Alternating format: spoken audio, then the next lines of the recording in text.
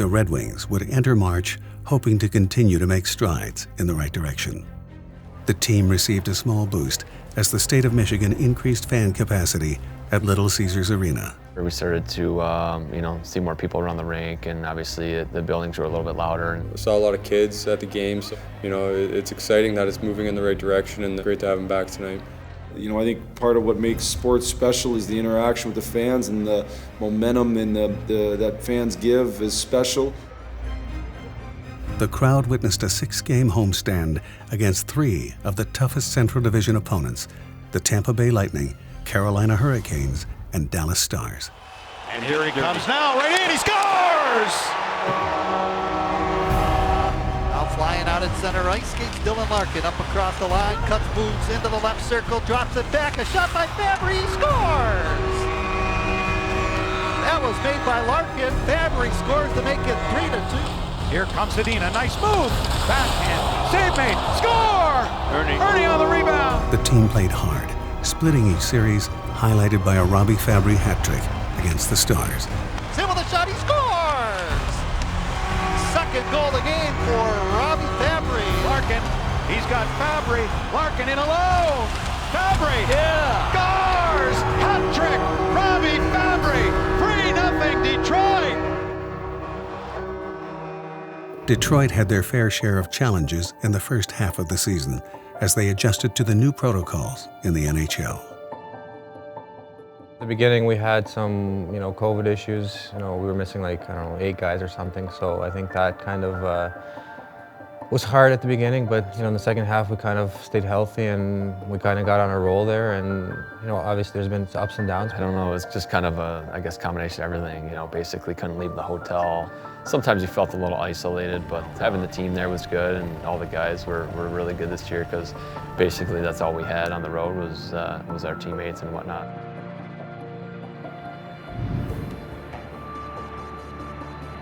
The team entered a 2-game set with Nashville on March 23rd. After narrowly dropping the first game, the Wings suffered through a 7-1 loss. Head coach Jeff Blashill addressed the team's struggles. It's obviously totally unacceptable. You can't have nights where you give away easy goals like we gave away tonight. Yeah, we knew, you can't play like that. And games like that happen once in a while, but, they were all over us. And you can't do that at an NHL level. So. You never want to lose like that. It's embarrassing, and I think just everyone knows it's not good enough. A lot of emotions in the locker room right now. Not many good, no one's feeling good about themselves. We don't have an answer, but we have to go practice tomorrow, get better, and have a great practice tomorrow and be ready for Saturday and Sunday. The next day, the team held an inspired practice at the Belfour Training Center. I thought mentally, not physically, but mentally we quit a little bit, and that just simply can't be okay. And so we made sure that the guys understood that wasn't okay. And to be honest with you, how hard they practiced that day showed the character of the group that they looked in the mirror and said, he's right, it's not good enough. And that's all you ask as a coach. Today was probably arguably the hardest practice of the year. We had a good practice. We battled. We talked about all the mistakes we made, and kind of from there we kind of took off and never let that happen again. Everyone was just like, let's be better here and let's put it behind us and move on and be better. Our guys, rightfully so, were embarrassed last night. We were embarrassed, and so we should have had an intense practice. The question is, when things go good for you tomorrow or things go bad for you tomorrow, how do you react? Do you dig in or do you fold? Larkin, Mantha, he scores! He got it through! Mantha scores, and it's 3-1! The team would respond in a big way against the Blue Jackets, earning 4 points while dealing Columbus a severe blow in its playoff push. And the Red Wings, a determined effort here today, and Columbus Blue Jackets, a costly loss for them. Stahl checking about 3 guys, and he finally made the play. That's persistence from number 18. Late change by the Blue Jackets. Fabry with a shot. Oh, he got it away. Now in front, Rasmussen with a power move. That puck is in. Rasmussen gets his first. Svechnikov scores. Evgeny Svechnikov with a heck of a wrist shot from the slot. Next up, a visit to the Sunshine State to face off with the Florida Panthers and Tampa Bay Lightning. The Wings would drop their first 3 games of the trip, but entered the final game against the Lightning looking to right the ship. Back out to the right point for Hronek. Here's Larkin moving in with a shot. He scores! 1-0 Red Wings. 3-on-1. Stamkos for Hedman. Back to Stamkos. Oh, what a stop! Wow. I think he got this with the paddle of the stick. So the Red Wings now lead by 2. Puck bounces out in front. They score! 3-0 Detroit. Rasmussen beating Gibson. The Wings would roll, earning 2 points in regulation against Tampa, Detroit's first win at Tampa Bay against the Lightning in regulation since 2011.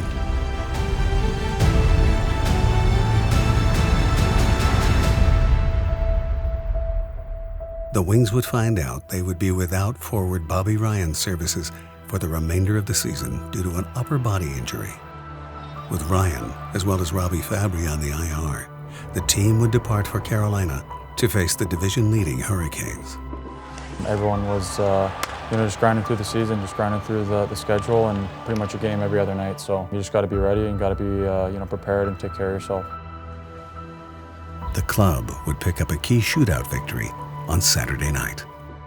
Backhanded in off Larkin, scores! There it is. Dylan Larkin gets the goal. Shot loose in front of the goal and batted away by Mrazek. They score!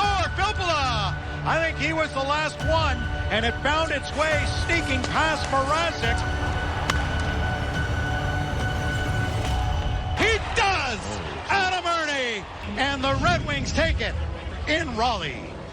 The following game, though, would have a different feel with the NHL trade deadline lingering.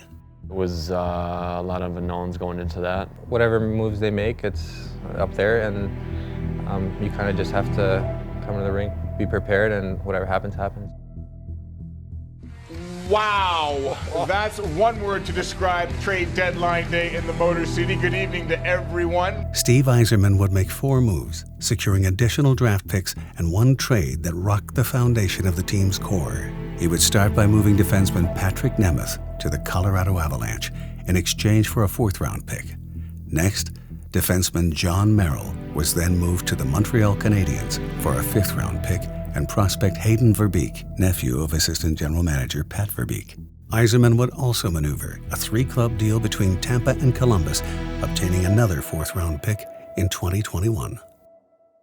In the final hours, Yzerman would pull the biggest trade of this year's deadline. Scores! There it is! There it is! His first NHL goal! Bingo! Sending their 2013 first-round pick Anthony Mantha to the Capitals for Jacob Vrana, Richard Panik, a 2021 first-round pick, and a 2022 second-round pick. These moves would secure the Red Wings a total of 22 picks over the course of the next 2 NHL entry drafts. Yeah, they stocked the shelf with draft picks. Now the Wings have 12 picks in this upcoming draft. And he's able to fill out the lineup with 2 forwards that can play every game. Say goodbye to friends at the trade deadline and be sellers, and it hurt. It was hard. Been together for a long time, and we've kind of grown up together, and we still have a lot of growing to do. But he's one of my best friends in life, and you have to say goodbye to friends, or not a goodbye, but a see you later, and wish him the best. Was it weird? Yeah, it was weird. It was, again, he'd been part of us for a long, long time. Going back to my days in GR when he first turned pro, the biggest thing for me was I hope he's learned some lessons along the way for me. I hope I've helped him become a better player, and I hope he has great success in Washington. And that's basically was my message to him. Anthony Mantha is a very talented hockey player, and I hope he does well, and I expect him to do well in Washington. But ultimately, we thought this trade makes sense for us in the near term and moving forward. It's not always the most fun, especially the second half of the year when you're unloading guys, and it's important for the future though to try to get those draft picks. Whenever you can add pieces and add young pieces, especially with the direction we're going, it's good. From where I stood, it was great that we were able to pick up 2 quality players in Jacob Vrana and Richard Panik, because that I knew that was going to help our team continue to be competitive. This organization is, they want to win, and that's what I came with here. Simple answer is I'm trying to acquire good players and trying to build a good team. Aho goes down. Here's Rasmussen to Zadina. Scores! Following the trade deadline, the Wings shocked Carolina with another victory before returning home for 2 games against their rivals, the Chicago Blackhawks.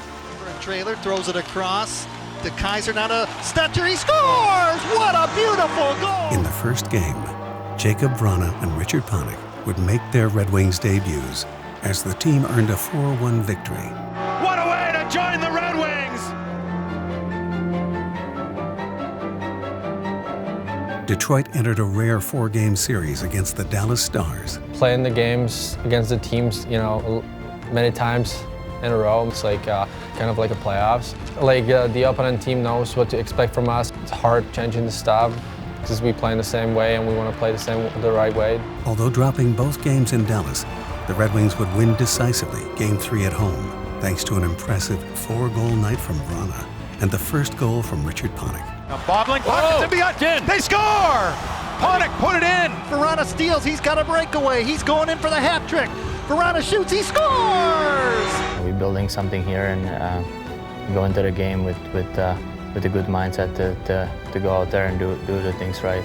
Felt pretty good with the group here, but like I said, there's for sure things that need to be worked on. Oh my goodness! He's got 4 for Jacob Vrana!